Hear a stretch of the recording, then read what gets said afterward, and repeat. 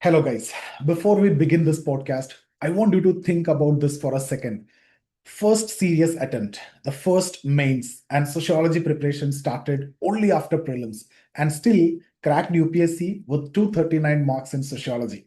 Now, ask yourself honestly, how many aspirants, even after 1, 2, 3 years of preparation, are able to reach that score? Right? That's exactly why this conversation is important. And today we are going to speak with UPSC rank holder Aditya Kumar. See, why his journey is different is after prelims, when most aspirants are confused or overwhelmed and running behind multiple sources, he had very limited time, of course, and a huge syllabus to cover because he have not touched sociology so far, and there is a pressure to perform in his very first mains also. And at that point, he came to us to Civils 360, and I was his mentor in sociology. And what he found here is not just classes. We gave him clarity, we gave him direction, and we helped him to execute that. And ultimately, he scored that 239 mark in sociology in his very first attempt, even after started preparation after the prelims only.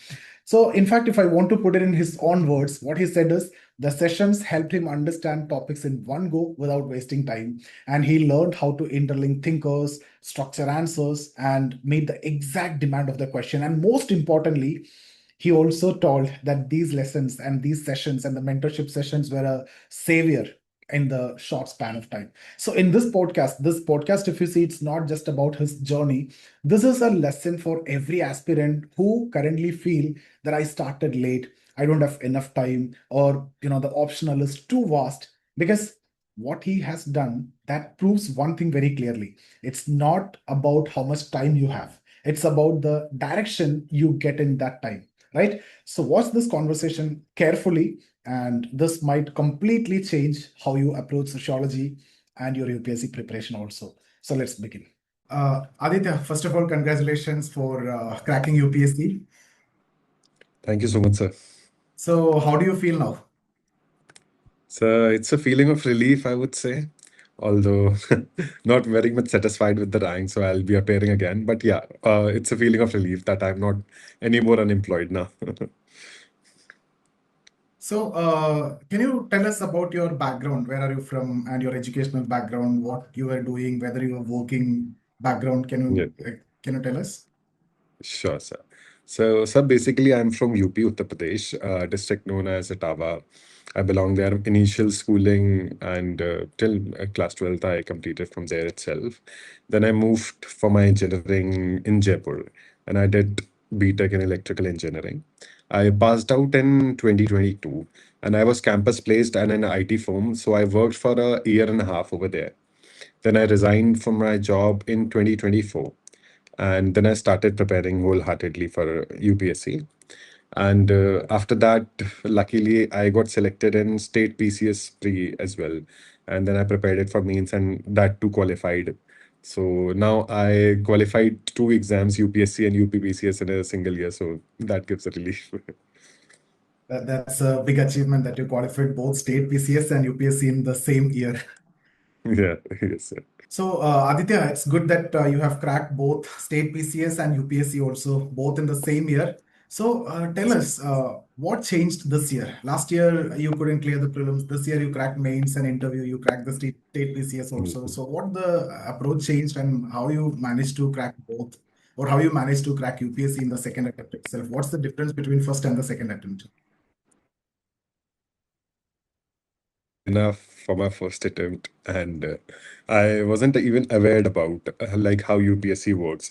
Like we have to focus on the PYQs much more than the mock test, and your preparation should be syllabus focused. So it was just a hit and trial for me, the first attempt which I gave. Then I sat down, I took the syllabus, analyzed the PYQs really well. I did them very thoroughly in this attempt, I would say.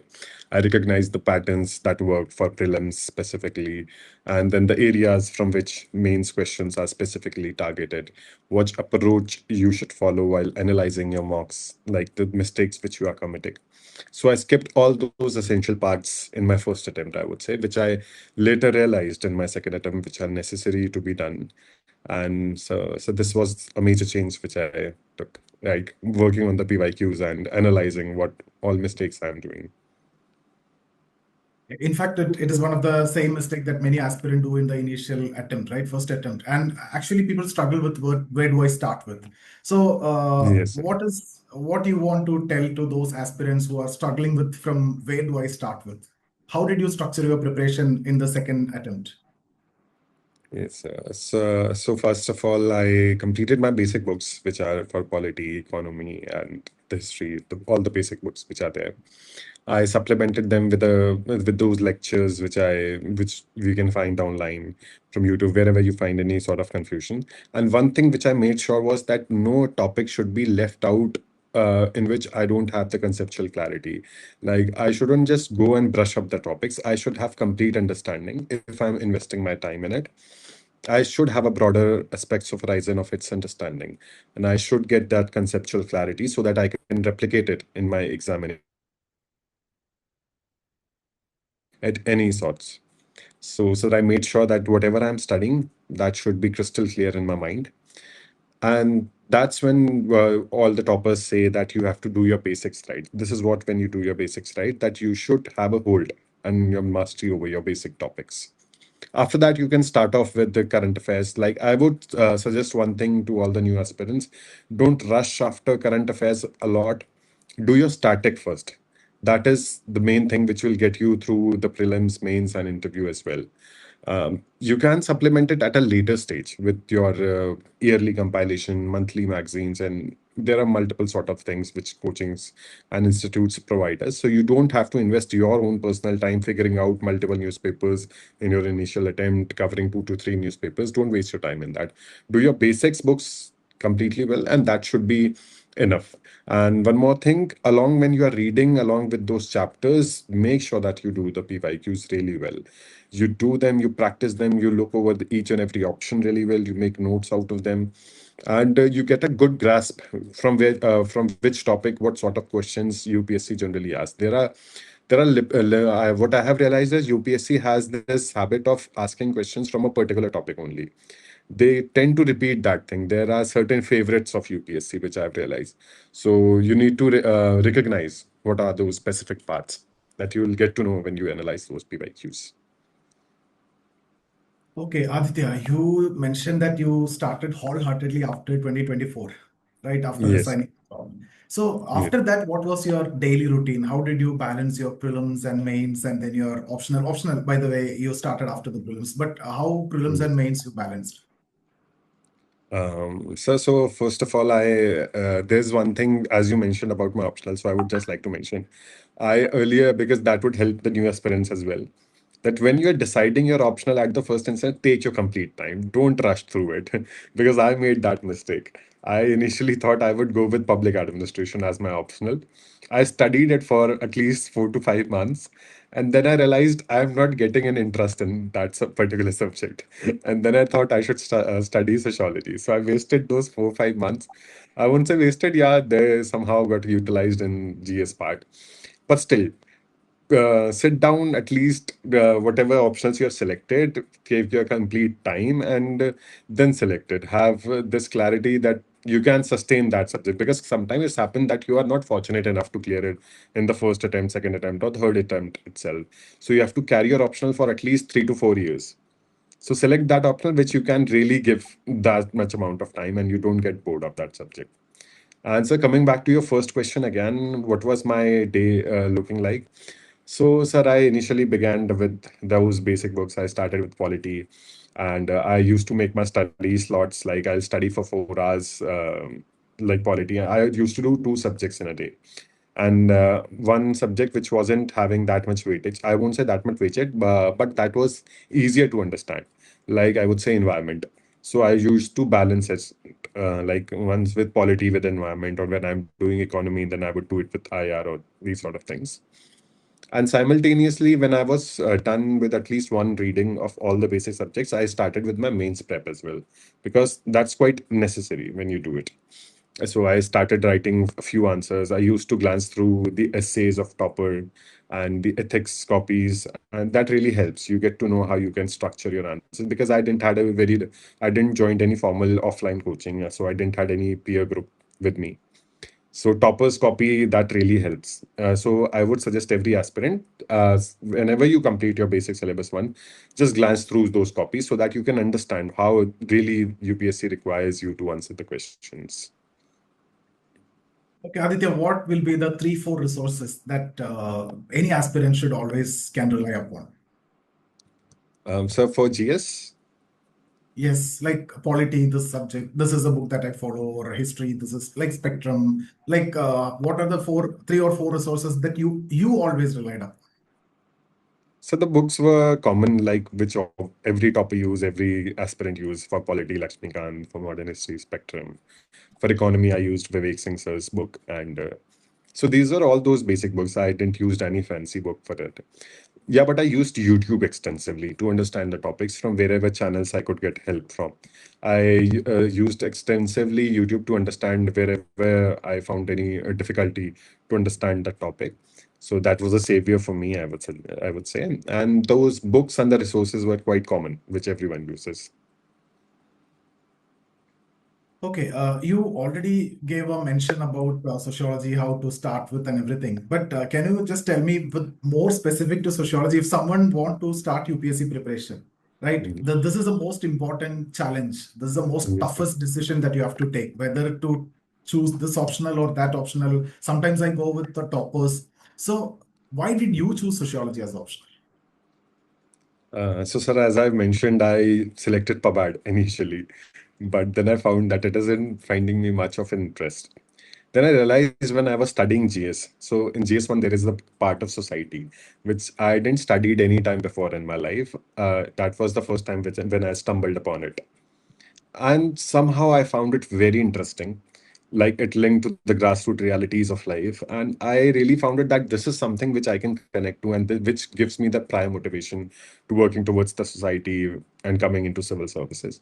So sociology having that broader component when you get to know about how religions operate, how caste operates in our systems and dynamics, and how you tend to see the filial relations and what are the theories around it. So I choose sociology because I found it really interesting that I can study it to any extent. Syllabus was also compact to add more to it, so I didn't have to study a lot for it. So this was my primary decision, motivation behind choosing sociology. Okay, so you chose sociology and that was your motivation. Now, normally students again choose sociology by looking at the syllabus. It's so small, it's so concise, or toppers have told. What was your actual experience when you started dealing with the subject? So my experience was nice. I didn't found any much of a difficulty in understanding it. The concepts were quite lucid and clear and easy to understand. They were easy to comprehend as well. Wherever I found it any sort of difficulty, I used to, as I mentioned, I used to refer YouTube, and there are plenty of resources available. Civils 360 is one of them. Sleepy Classes is one of them, where you can go and find whatever topic you are studying. And if you get to tend to fall upon, if you found it a bit tedious to understand, they make it a bit comprehensive to understand. And then, yeah, toppers notes are one more thing to supplement it. You tend to understand the things better than the so-called reference books through topper notes, what I realized. And you joined our classes for your preparation after the prelims, right? The classes and the test series. And still you were Yes. able to manage 239. You started your preparation for your sociology after the prelims. You Yes, have sir. mentioned about that. So tell me, how did that help? How the classes have helped or the mentorship have helped to prepare in the short span of time? Yes, sir. So that in that short span of time, I had this massive dilemma, like how shall I proceed with it now? Because there is a humongous syllabus that I have to complete along with the GS. I have to do answer writing as well. I have to write mocks. So when I found Civils 360, I found that platform having giving that quite compare in comparison to the other sources. I would say Civils give me that. A sort of confidence to understand those topics in just one go and in a compact manner that I didn't have to invest a lot of time to just understand a small topic for it. They started and ended at to the point and in a bunch of it, I would say. So Yeah, and along with that, those sessions which took that helped me how to analyze, how to interlinkage, do the interlinkages with the thinkers. You just don't have to drop them randomly just so that your answer would look more intellectual. You need to connect them. You need to have a broader understanding where you have to drop that thing, that concept, how you can relate the concepts of paper one and paper two, how you can use those current affair examples in your answers. That shouldn't look abrupt. That should meet the demand of the question, what specifically the examiner wants you to answer. So all these dimensions in which those sessions helped me a lot to understand and proceed with it. Okay, so see, when it comes to sociology, what is very important is sociological perspective, analysis, Yes, sir. sociological understanding. So when you see the question paper, also the question will be like this: write a short note on sociological perspective. So what exactly you mean by that, and how did you understood that? How did you answer sociologically? Can you take any example and explain that? Like poverty, I can see in GS also, and I can see that in sociology also. I can see child labor, I can see women empowerment. Yes, sir. All these are general topics. So, what do you mean by sociological perspective? Any of those example you take, and if you can explain it, will be great. Um, So, like I found this example really interesting at times when, like in GS, we usually talk about the facts and the numbers specifically. As you said, in poverty, also, you have to quote that. Like, if a question comes, you have to store those datas of HDI indexes or Oxfam reports or the poverty, whatever the indication that how much people have moved out of that poverty index, and all those committees like Tendulkar Committee and whatever the recommendations are. When we deal in a sociological perspective, we tend to think as a society as a whole, collectively, what are its major implications. We get to understand what poverty is majorly doing to the society, how it is hampering the sort of available opportunities that I would say. There tends to show that there are lack of opportunities that arise because of the poverty. So understanding it to the brim and to getting that the feeling of what actually poverty is doing at a larger scale. That is broader in broader respect, the sociological perspective. We just don't talk about the numbers like these many people are suffering from acute poverty. And one more thing, like I would suggest from it, when we talk about GS, we only look from the broader aspect. But one sociological concept that I find really interesting is when we talk about the Marxist theory and how Marx explains society is working. Like we talk about inequality in GS, like these percentage of population have accumulated this sort of number of wealth. But when we talk about in sociological perspective, when we understand Marxian theory, and then we tend to understand this thing fetishism of commodities. And then we realize why this is happening in society. People tend to have this fetish of accumulating those commodities that gives them the status symbol and that privilege in society. So we understand the reasons why the society is operating in such and such manner. So then we actually realize what is the difference between GS and sociology. This is what the perspectives align. Okay, who's that one thinker or one perspective that you again always relied upon to quote? Whether it is corruption, I go with functionalist or conflict approach, or it is Okay. women empowerment, again. What is that perspective that you always talk about? Sir, at initial, when I studied sociology, like as every young aspirant relates a lot to Marx, I would say. They tend to analyze, yeah, this everything which is happening in society is happening at a very wrong state. Then when we get develop our understanding more, then we tend to relate more with, I would say, Max Weber, and we understand how the functions of bureaucracy is operating and how the systems are needed to be placed.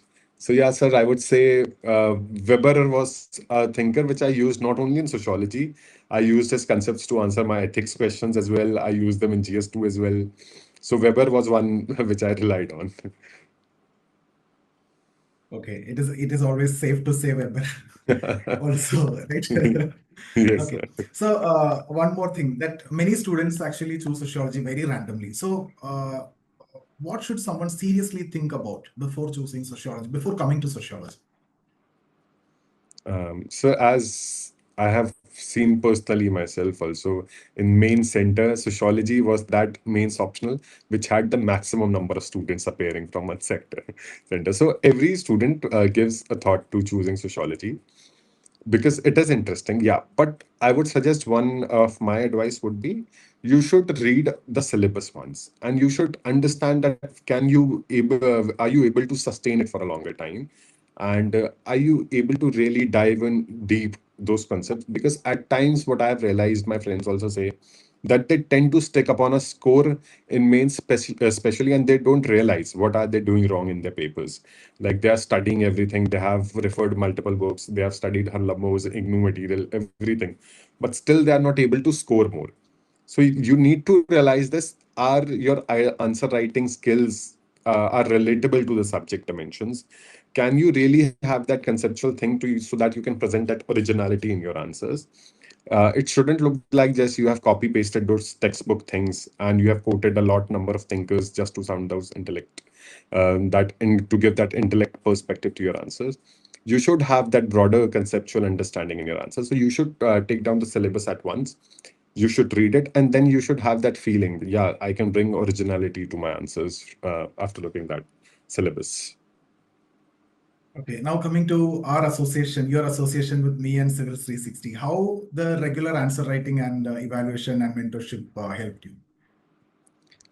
Yes, sir. I have said as because the time crunch was so short. So I would say at that time your sessions were a savior when you taught how to interlink both the topics, and which I found a very tedious task in initial things.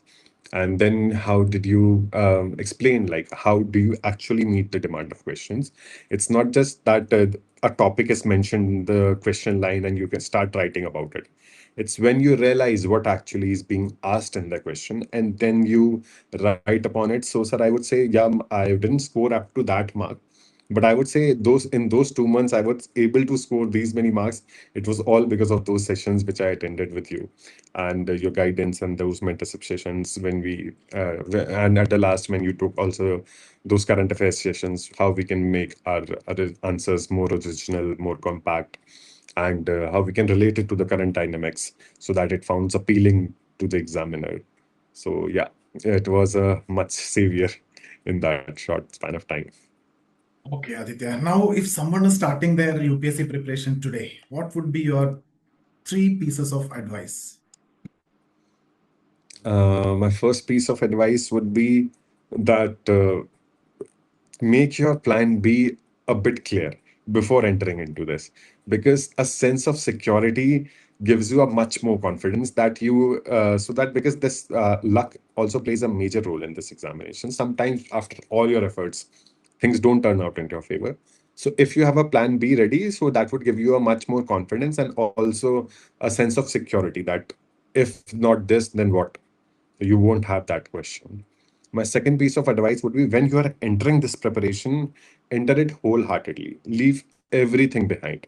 Your, if it is possible, leave your friends or your relationship. I would say that's a very personal choice, but still, it's a matter of a year and a half. You can carry on with these things again. Also, your friends can understand if you're not giving them time, if you're not able to make up to the commitments, if you're not able to attend those parties. But because that much sacrifice is what UPSC requires from you, because you require to be consistent at that span of time. So be honest to yourself, be accountable to your own self, and be clear why you want to do this. My third piece of advice would be always keep the PYQs on your study table and keep having the look on them as many times as you can. Now, for the students who's choosing sociology as their optional, what would you tell them? Will you recommend our classes and mentorship to them? Yes, definitely, I would recommend them. And I would recommend one more thing that don't think that what I have done, that you should also proceed with that is studying after pre.